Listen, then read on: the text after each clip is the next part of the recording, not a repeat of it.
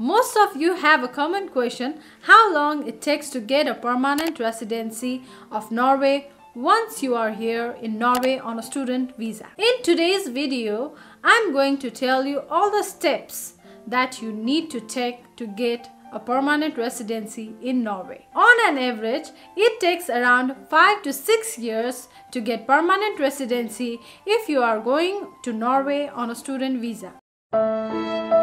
In the best case scenario, you will be able to get permanent residency in 3 years. Now let's talk about the different procedures and requirements to get permanent residency in Norway. If you are watching this channel for the first time, I have been uploading videos about studying abroad in this channel. If you are looking for genuine information on studying abroad, you are on the right channel. Just subscribe and hit the bell icon. I will make sure that your study abroad journey will be as comfortable as it could be. When talking about permanent residency in Norway, the most important thing that you need to understand is that as a non-EU citizen, you should be in Norway for 3 years on the type of visa that forms the basis for permanent residency. First of all, let's talk about those visa types that do not form the basis for permanent residency. Unfortunately, the number of years you spend in student visa is not counted for permanent residency, and the same applies to students dependent. The job-seeking visa also does not form the basis for permanent residency. So, what are different types of visa that forms the basis for permanent residency? Once you are done with your master's or bachelor's in Norway and you manage to get a job relevant to your study,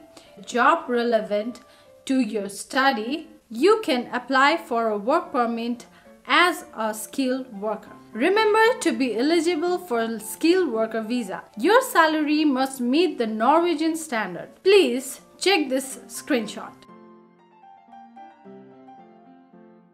This type of visa forms the basis for permanent residency. This means after living in Norway for 3 years on a skilled worker visa, you will be eligible to apply for permanent residency. Please note that your job must be relevant to your study to get work permit as a skilled worker. Now, let's say that you completed your master's in 2 years and landed a job right after your study. In this case, it will take 5 years for you to be eligible to apply for permanent residency. Why am I only saying eligible is because there is certain other requirements that you need to fulfill to apply for permanent residency, which I will be discussing later. The good thing about a skilled worker visa is that your spouse visa will also form the basis for permanent residency. So, if you are in a student visa, your spouse visa will not be counted for permanent residency. But if you are in skilled worker visa, your spouse visa form the basis for permanent residency. Now, let's consider the best case scenario. You are in Norway for master's program and you manage to get a full-time job that is relevant to your bachelor's degree. Many people do not know this, but in this case, you can actually switch your visa from student visa to skilled worker visa. People get confused here because you are not allowed to work full-time as a student in Norway, even though you have a job that is relevant to your study. But you can work full-time if you change your visa to skilled worker.